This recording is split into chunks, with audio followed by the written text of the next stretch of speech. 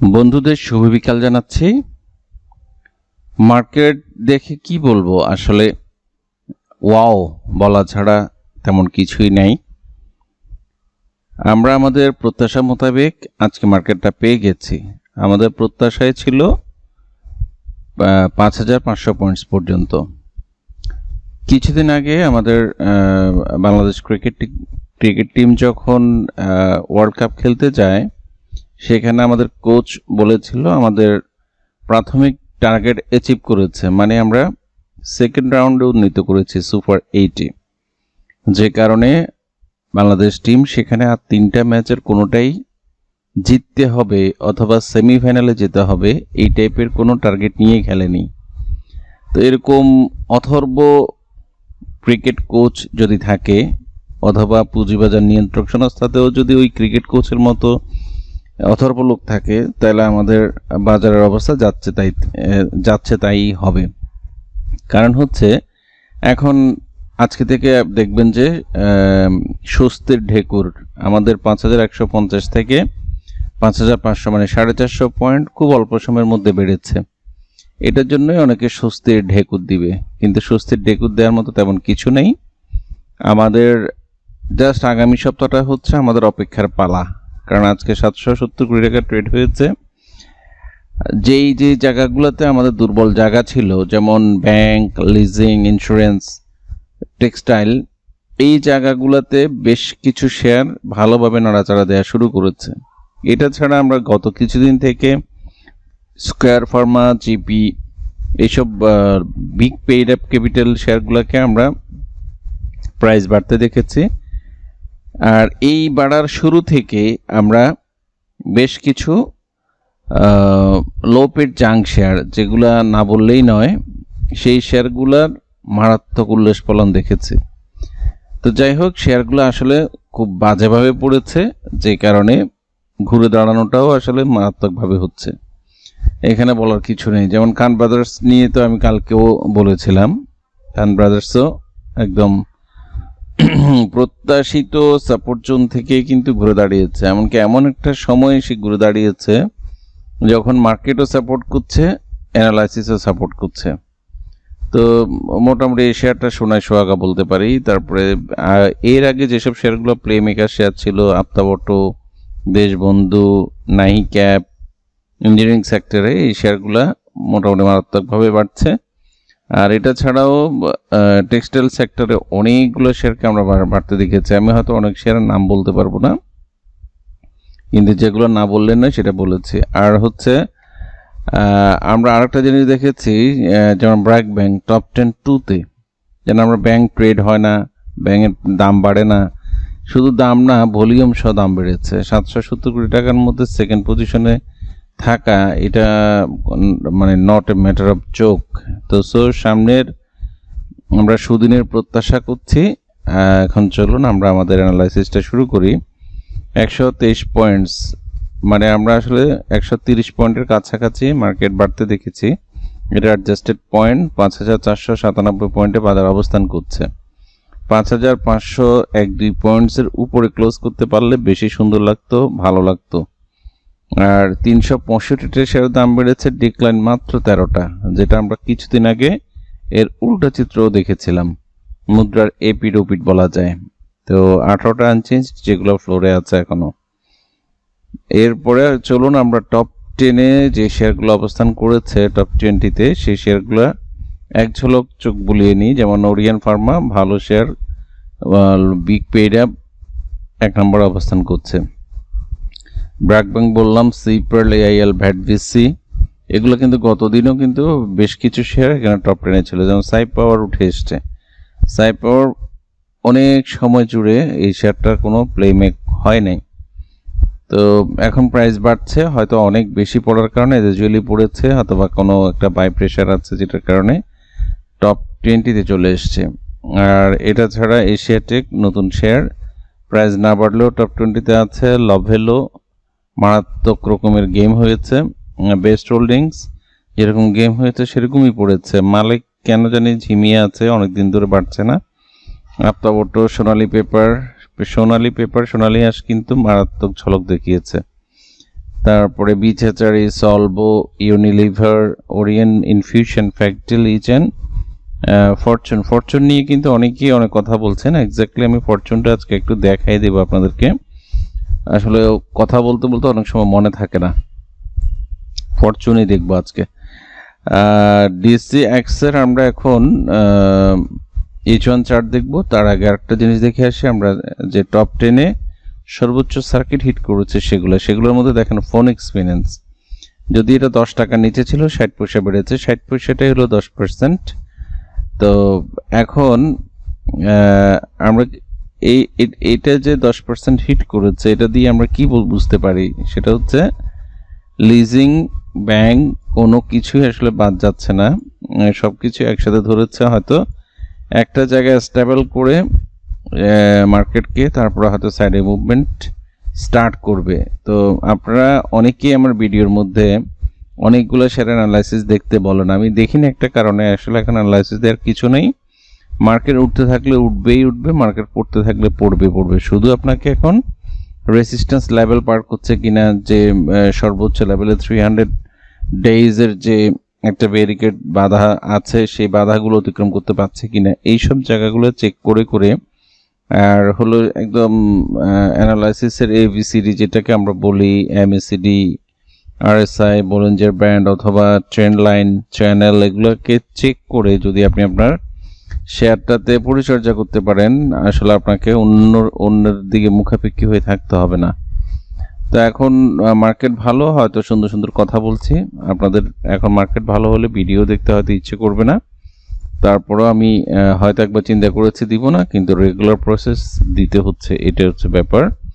এখন চলুন আমরা আমাদের টোটাল মার্কেটের চিত্রটাতে আমরা কি দেখতে পাচ্ছি। প্রথমত হচ্ছে আমাদের মার্কেট গত 2-3 দিন আগে, এটা আমি ডে চার্টে বলবো, যে ডাউন ট্রেন্ড চ্যানেল ছিল সেটাকে ব্রেকআউট করেছে। সেটা ব্রেকআউট হচ্ছে 5300 পয়েন্টসের সময়। আর এখন আমরা মোটামুটি একটা ভালো একটা মাইল ফলকের দিকে আছি। আমরা এই চ্যানেলটা হচ্ছে আমার আপ ট্রেন্ড চ্যানেল। আমি যখন এই চ্যানেলটা H1-এ ড্র করি, তখন কিন্তু এই লো, এই হাই, এই লো, এই তিনটে দিয়ে কিন্তু আমি ড্র করি। এরপরে এটা হয়তো হাইতে টাচ করেনি, কিন্তু এখানে একটা বাজে নিউজ ছিল, যেটা ওই ট্যাক্সের ইস্যুটা 30শে জুন, সেখানটার কারণে আবারও লোয়ারে টাচ করেছে। এখন ফাইন আপে চলে গেছে।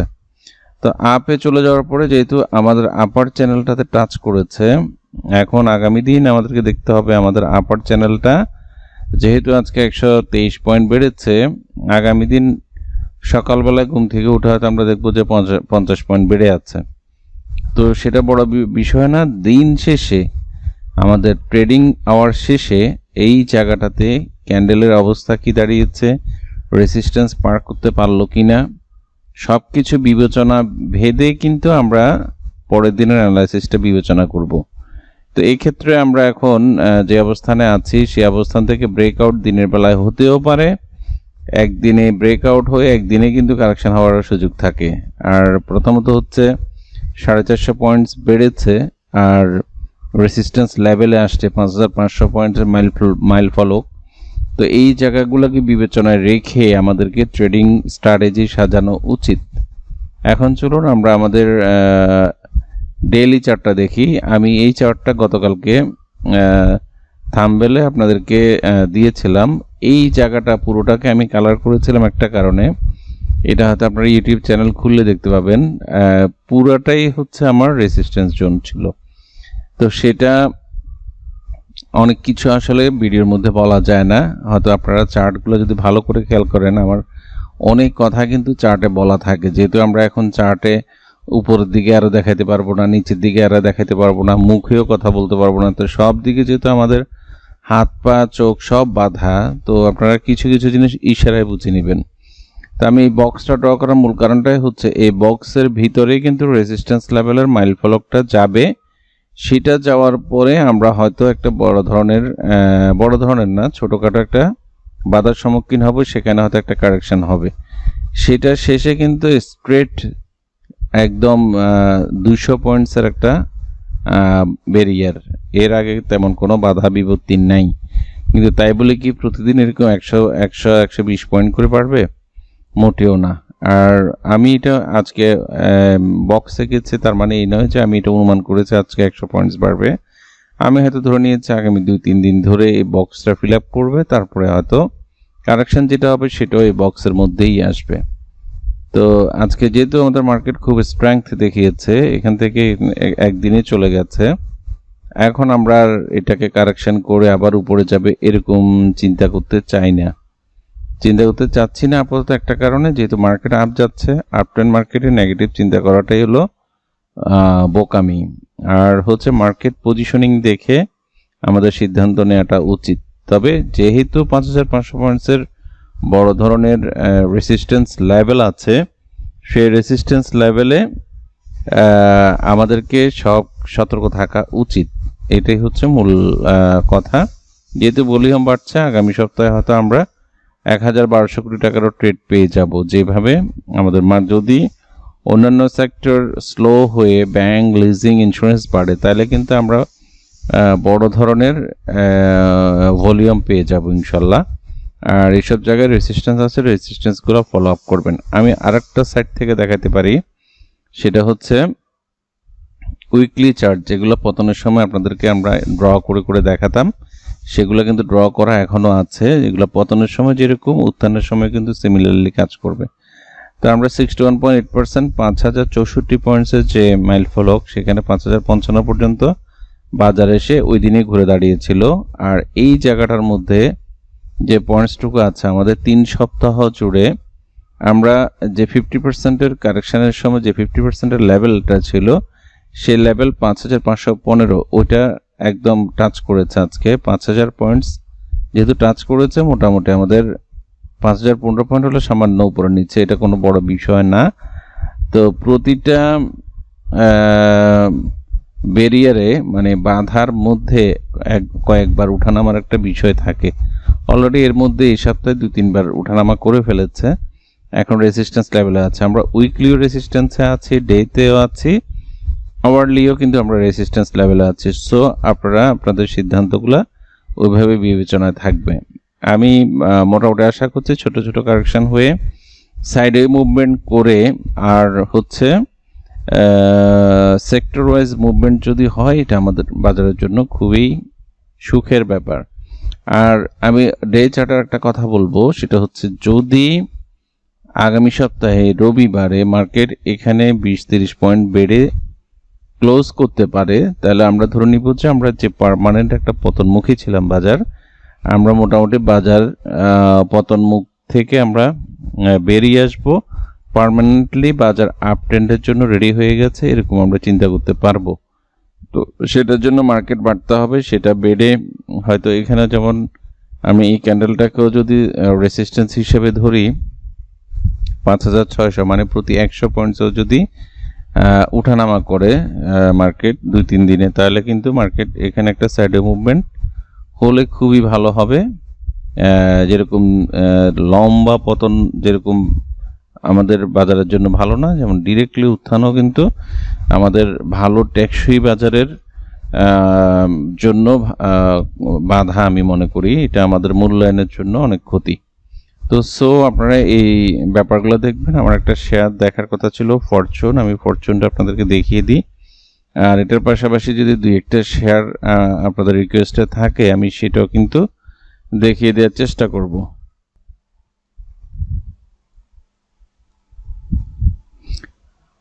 বন্ধুরা, চলুন আমরা ফরচুনটা একটু চেক করে ফেলি। ফরচুন গত 3 দিন আগেও যে রিকোয়েস্টগুলো পেয়েছি, সেখানে আমি ফরচুন নিয়ে অ্যানালাইসিসটা হয়তো ওইভাবে দিতে পারেনি, কারণ হচ্ছে দেওয়ার মতো তেমন কিছু ছিল না। তখন এখানে মুভিং অ্যাভারেজ 20 ভেঙে ফেলেছিল। তারপরেও কিন্তু দেখেন 2-4-6 দিন এই একই জায়গার মধ্যে ঘুরপাক করেছে। মার্কেটে এত বেড়েছে, শেয়ারটা কিন্তু ওইভাবে বাড়তে পারেনি। তো আজকেও মোটামুটি 120 পয়েন্টস বাড়ার পরেও কিন্তু মাত্র 1-1.5 টাকা শেয়ারটার দাম বেড়েছে। তবে একটা ভালো পজিশনে এসছে, এটা বলতে পারি। এখানে মুভিং অ্যাভারেজ 20-এর উপর অবস্থান করছে, আর খুব বেশি বড় ধরনের বাধা আছে এরকম বলবো না, বাড়ার জন্য খুবই রিজনেবল একটা জায়গায় চলে এসছে। এটা হচ্ছে ছোটখাটো একটা জায়গার মধ্যে সে মুভমেন্ট করতে পারে। 13 টাকা 70 পয়সার যে বাধাটা, এটা অতিক্রম করলে আমরা ধরে বুঝছি মোটামুটি আপ ট্রেন্ডে যাওয়ার জন্য রেডি হচ্ছে। তবে ফাইনালি 36 টাকার আগে এই শেয়ারটা মুভমেন্টে যাবে না, এটা আমরা কনফার্ম বলতে পারি। কারণ যে টাইপের ছোটখাটো বাধা অতিক্রম করে শেয়ারগুলো বাড়ে, সেগুলো হচ্ছে এই টাইপের বাধা। এটা তো এই বাধাগুলো অতিক্রম করে উপরে যখন যাবে তখনই কিন্তু মার্কেটগুলো শেয়ারগুলোতে অনেক বেশি ফ্লো আসবে। সেই ফ্লোর জন্য আপনাকে অপেক্ষা করতে হবে। এখন আমরা রিকোয়েস্টেড শেয়ারগুলো দেখে ওয়াইম্যাক্স জানানোর জন্য বলছেন একজন, ফ্যাক্টেল, ওয়াইম্যাক্স, হুয়াং ফুড। ফ্যাক্টেল আজকে তো সবগুলোই বেড়েছে। ফ্যাক্টেলের পজিশনিংটা আগে যেহেতু বেড়ে গেছে, এখন মোটামুটি কারেকশানও সাইডে মুভমেন্টে চলে এসছে। আমরা যদি এই টাইপের কোনো একটা কিছু দেখতে চাই তাহলে একটু ড্র করা ছাড়া আসলে উপায় নেই। ড্র না করলে কোনো কিছু বলা যায় না। ছোটোখাটো একটা ট্রায়াঙ্গেল রেডি হয়ে গেছে। এই সব টাইপের ট্রায়াঙ্গেল যখন হয়, হায়ার লো করে, তখন কিন্তু হায়ার লো এটা যদি ব্রেকআউট না করতে পারে তাহলে কিন্তু নিচের দিকে চলে যায়। তবে আমরা বলবো মার্কেট যেহেতু ভালো, এখন আর নিচের দিকে যাওয়ার ব্যাপারটা অনেক কম। এখানে রেজিস্ট্যান্স আছে 19 টাকা 50 পয়সা। 1 টাকা বাড়লে এটা আমরা ধরে নিব যে মোটামুটি আপে যাওয়ার জন্য রেডি হচ্ছে। আর আদার্স ইন্ডিকেটরগুলো সবগুলোই পজিটিভ, এটা আমি বলতে পারি। ফ্যাক্টেল, তারপর এক ভাই ওয়াইম্যাক্স এর কথা বলেছেন। ওয়াইম্যাক্স কিন্তু আজকে না বাড়লেও খুব বেশি, গতদিন বেশ ভালোভাবে বেড়েছে। এমনকি এটা বাড়ার মূল কারণটা হচ্ছে এখানে একটা ট্রেন্ড লাইন ড্র করলে যে সাইড মুভমেন্ট ছিল সেটা গতকালকে কিন্তু অতিক্রম করেছে। তো এর বড় ধরনের যে প্রবলেমগুলা, যে বাধাগুলা, মোটামুটি সবগুলা বাধাই আমি দেখছি এটা অতিক্রমের একদম সন্নিকটে চলে আসছে। তো আমরা যদি এভাবেও চিন্তা করি, মোটামুটি এই জোনটা যেটা 27 টাকা 70 জোনটা পার করতে পারলেই এইটা আর পিছনে ফিরে আবার তাকাবে না, এটাও কিন্তু আবার বেড়ে যাবে। তারপর একটা শেয়ার কি বলেছিল,